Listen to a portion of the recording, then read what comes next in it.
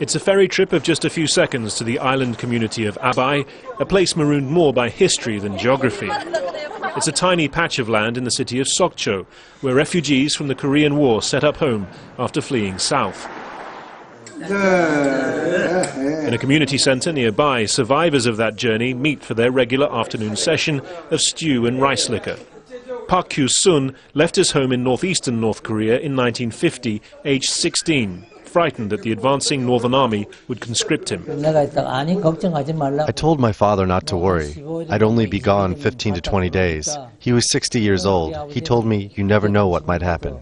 In the intervening years, North and South Korea have staged reunions of separated family members, but as tensions rose under the hardline administration of former South Korean President Lee Myung-bak, they stopped.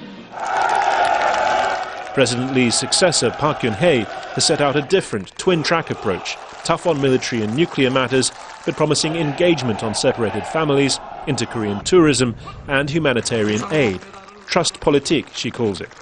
But trust has been ebbing throughout her first weeks in office, as North Korea issued streams of threats and shut down, at least for now, the Kaesong Joint Industrial Zone, the last remaining vestige of real cooperation.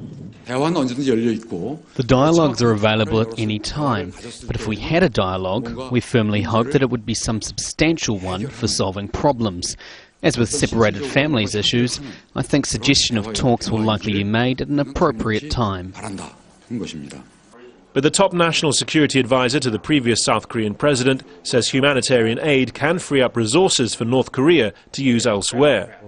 If we provide too much of food assistance to the North Koreans, when there is no famine, like this year or last year, it could be tantamount to subsidizing, their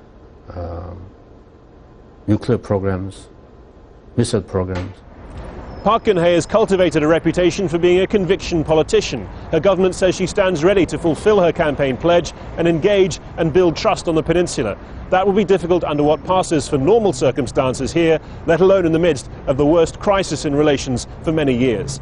Harry Fawcett, Al Jazeera, Seoul.